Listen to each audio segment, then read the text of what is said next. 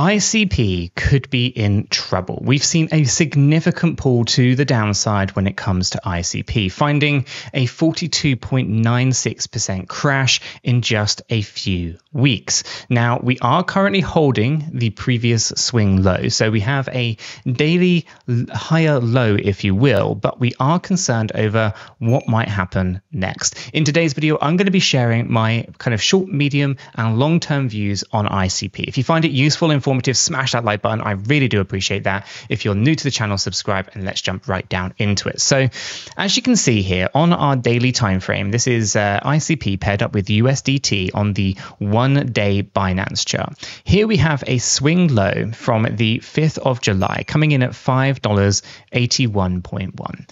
Okay, we saw on the 5th of August, a crash in the market, taking ICP down to $6.26.6. Now, at the moment, the previous area of support and resistance, this range right in here, coming in at the $7.50 to $7.88, is the previous area of support now come into resistance. So this is where we have the concern. If we get rejected from here, there's a high probability that we're going to be retesting that previous area of support between $6.24 and $6.65. And if we cannot hold it, I'm not expecting the swing low of $5.81 to hold. Okay, I was talking about this in the previous ICP videos. We were hoping that we were going to find support on the range between $8.38 and $8.76. I said if we couldn't hold that, then we must come down and hold the $7.50 area. Well, unfortunately, we held it on the 3rd of August and lost it on the 4th of August. And all the volatility of the 5th dragged us right the way down to this kind of max pain area of $6.24 to $6.65. Now, that is held up incredibly well at the moment. And this is a huge area of buying pressure when it comes to ICP. But the resistance now sitting up here at the $7.88 to $7.50 is a concern. It's a concern because we're overbought on the 8-hour and 4-hour timeframes. Although there's a little bit of positivity on the 1-hour time frame, we have to kind of be realistic here and say there's a high probability that an additional correction to the downside is coming for ICP. And as such, that could present itself with huge opportunities for dollar cost averaging.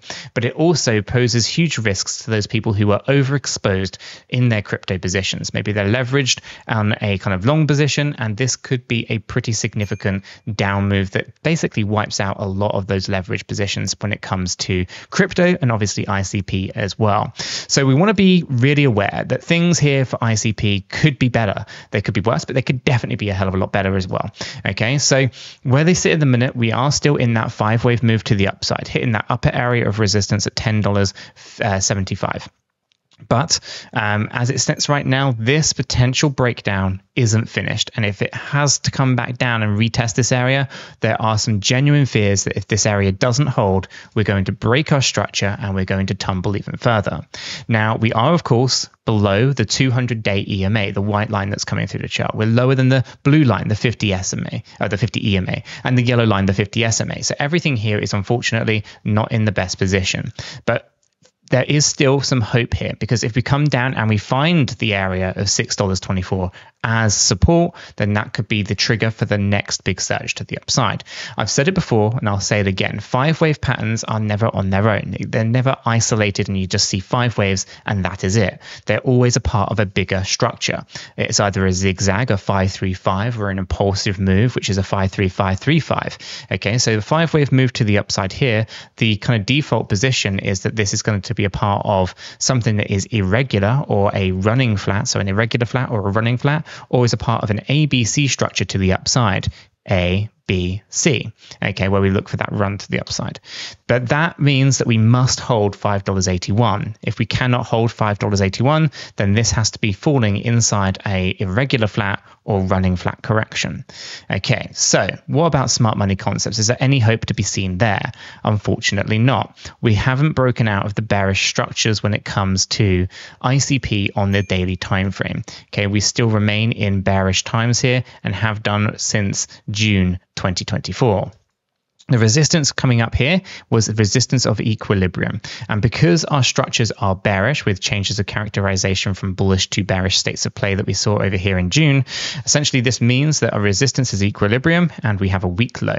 Okay, strong high, weak low, basically indicating to us that although there is a lot of buying pressure here, should that demand disappear through fears that the market's going down further, then this low is not going to hold, $5.81.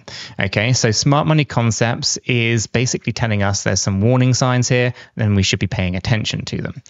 Elliott wave theory still tells us that we have the potential for a run to the upside, but there's also some glaring concerns on those smaller time frames, and they are not going away anytime soon. So we want to be aware that although this looks like a strong bounce to the upside and we might see a little bit of stability here in the range of 750 to 788, it's not likely to be there for that long, and we are going to be looking, in my opinion, for a secondary retest of $6.24 to $6.65 over the next few weeks. Now, if I roll this up into a longer term view for ICP, provided that we hold our existing low, we are going to be looking for a reasonable run to the upside when it comes to ICP. We are looking for a kind of $42 to $67 range. This might seem quite small for many investors who maybe were getting in at that lower range. It's about 1,000%. It's not the worst. If you were able to dollar cost average into those positions all the way down here in September of 2023, well, that there then starts to look a little bit more appetizing at around 1,390% to that slightly higher range target of 2,300%. So these numbers might be a little bit, small to some who have higher expectations, but for me this area is very interesting. Not only is it the 1 to the 1.236 on the fib scale, but it's also a previous area of consolidation and resistance, so brief support turned to resistance back in October of 2021. A lot can also be said for this previous area of support turned resistance, which was between $19.56 and $27.49, which happened to also now be resistance in March of 2024. So what was support back in July of 2021 turned to resistance in March of 2022, basically is resistance in March of 2024. I do expect us to break through this range with a bullish market of 2025, where I do think the bull market peak is somewhere to be, will probably be somewhere between $42 and $67. So for everything that's going on with ICP, I do think we are in a very interesting time for accumulation. I think we have a opportunity to build out ICP positions should we have not already have exposure and think that this is a reasonable play.